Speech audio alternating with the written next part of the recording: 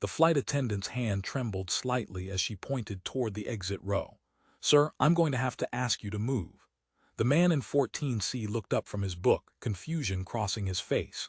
He was tall, broad-shouldered, wearing a simple gray sweatshirt and faded jeans. His locks were pulled back in a neat ponytail and reading glasses sat perched on his nose. "I'm sorry, what's the problem?" he asked calmly.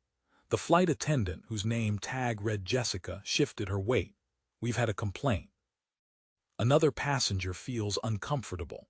The man, whose name was Marcus Webb, glanced around the half-empty cabin. "Uncomfortable about what exactly?" Jessica lowered her voice, though not enough. "Look, I don't make the rules, but you're going to have to move to the back or we'll have to remove you from the flight." That's when Captain Reynolds' voice crackled over the intercom. "Ladies and gentlemen, we're experiencing a slight delay. We'll be underway shortly." Marcus closed his book slowly, a worn copy of Baldwin's The Fire Next Time. He'd been on 100 flights, maybe more. But this felt different. This felt like every story his father had told him, every warning his mother had whispered, every headline that made him shake his head in disbelief. And now it was happening to him. In seat 12A, a woman in a business suit pretended not to watch. In 15D, a teenager had his phone angled just right, recording. And somewhere up in the cockpit, Captain Jim Reynolds was about to make the biggest mistake of his career. Marcus stood up. He didn't raise his voice, didn't make a scene. He just said, "I'd like to speak to the captain." Jessica's eyes widened. "Sir, that's not going to help. Then get him out here because I'm not moving until someone tells me what law I've broken by sitting in the seat I paid for." The cabin went silent. You could hear the hum of the ventilation system, the distant clatter of a service cart being loaded somewhere in the galley. A man in the back coughed. Another passenger whispered to her husband. And then from the front of the plane, the cockpit door opened. Captain Reynolds stepped out. He was in his mid-50s, silver at the temples, crisp uniform, the kind of guy who looked like he'd been flying since the Wright brothers. He had that walk, that authority. But his eyes were already made up. "What seems to be the problem here?" he asked, looking directly at Marcus. Marcus met his gaze. "You tell me. I checked in, went through security, sat in my assigned seat. Now I'm being told to move because someone's uncomfortable. Who and why?" Reynolds crossed his arms. "Sir, we have the right to ensure all passengers feel safe." "Safe from what?" Marcus asked. "I haven't said a word to anyone, haven't moved from this seat. So what exactly is making someone feel unsafe?" A beat of silence. Then Reynolds said, "We've received a complaint that you were acting suspiciously in the terminal." Marcus blinked. "Suspiciously?" "Yeah, that's the word they used." Marcus let out a slow breath, the kind you take when you're trying not to lose your cool. "I was sitting in the gate area reading a book. That's it. That's all I did." Reynolds glanced at Jessica, then back at Marcus.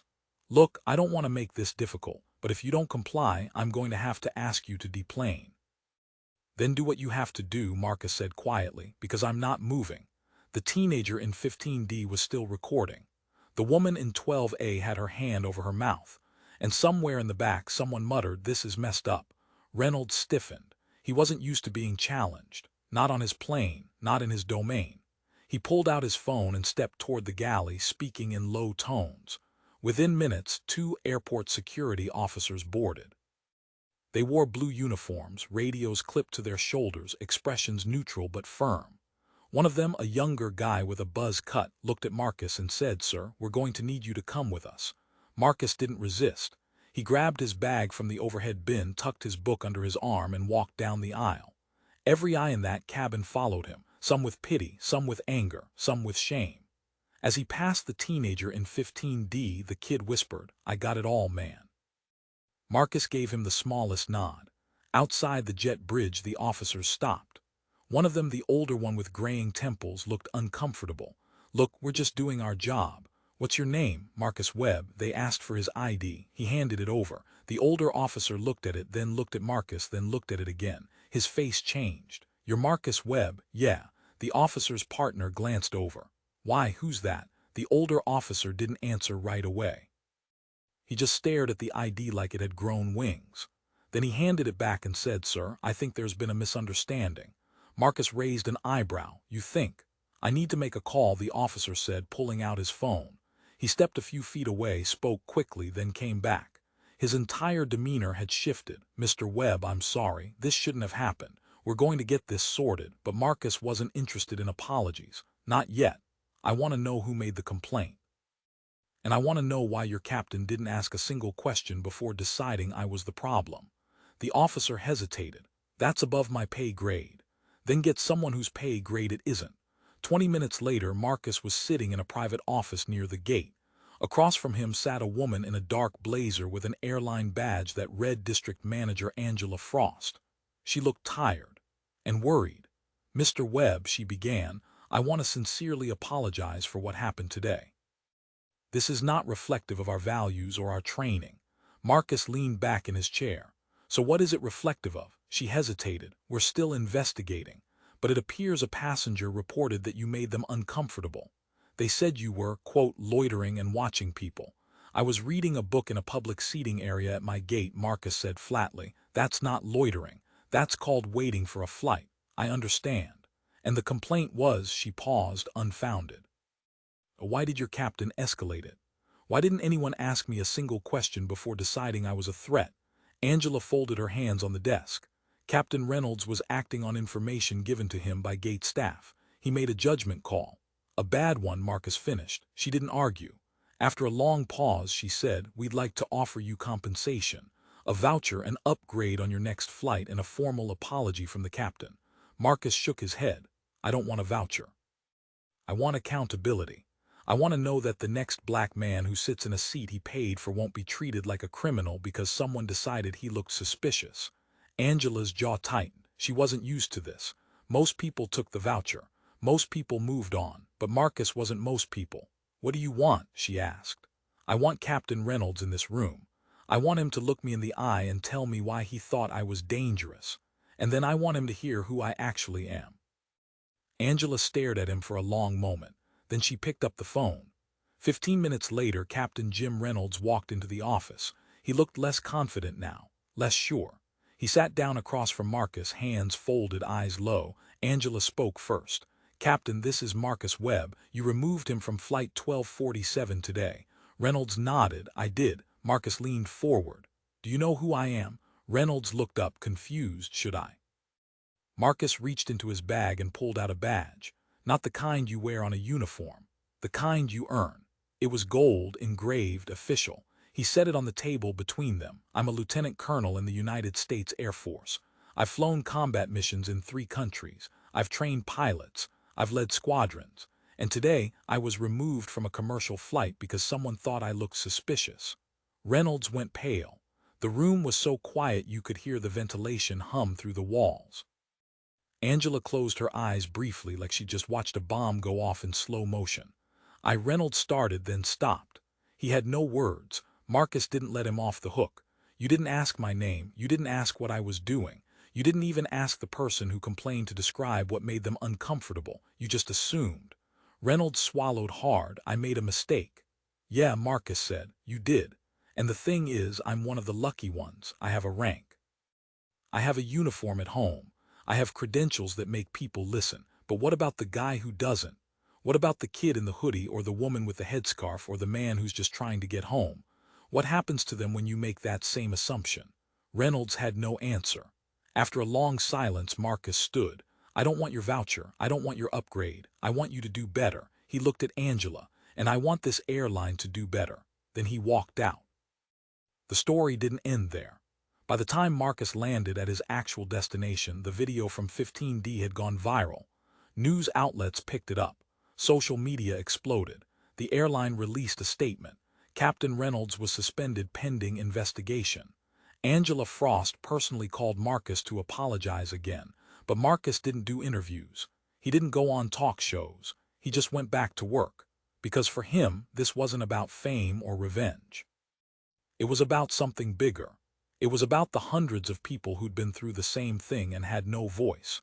It was about making sure the next time someone sat in seat 14C, they'd be seen as a passenger, not a problem.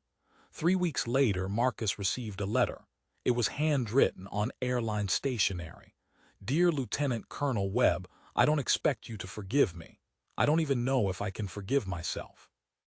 But I want you to know that what happened that day changed me. I've spent 26 years flying. I thought I knew what it meant to be fair, to be professional, to treat people with respect, but I was blind to my own bias. I made assumptions I had no right to make. Since that day, I've enrolled in bias training. I've spoken with community leaders. I've listened to stories I should have heard years ago. I'm trying to be better, not because I have to, because I need to. I hope one day I can look back on this and say it was the moment I became the captain I should have been all along. Thank you for holding me accountable. Respectfully, Captain Jim Reynolds. Marcus read it twice. Then he folded it and put it in his desk drawer. He didn't respond. Not because he was angry, but because some lessons don't need a reply. They just need to be learned. 2 months later, Marcus was back at the same airport. Same airline, different flight.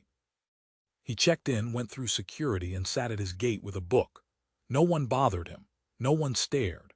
When boarding started, he walked onto the plane and found his seat. The flight attendant smiled and said, "Welcome aboard, sir. Can I get you anything?" He shook his head. "I'm good, thank you." As the plane pushed back from the gate, Marcus looked out the window. The tarmac stretched wide and gray under a cloudy sky. Baggage carts zipped past. A plane lifted off in the distance, nose angled toward the horizon. He thought about his father who'd fought in Vietnam and come home to a country that didn't see him as a hero. He thought about his mother who'd taught him to keep his head up even when the world tried to push it down. And he thought about all the people still fighting to be seen. Not as threats, not as problems, just as people. The plane lifted off. And for the first time in weeks, Marcus exhaled. Because sometimes change doesn't come from shouting. It comes from standing firm, from refusing to move when you know you're right, from making people face the truth they've been avoiding. And sometimes it comes from a man in seat 14C who knew exactly who he was, even when no one else did. The months that followed were quieter than Marcus expected.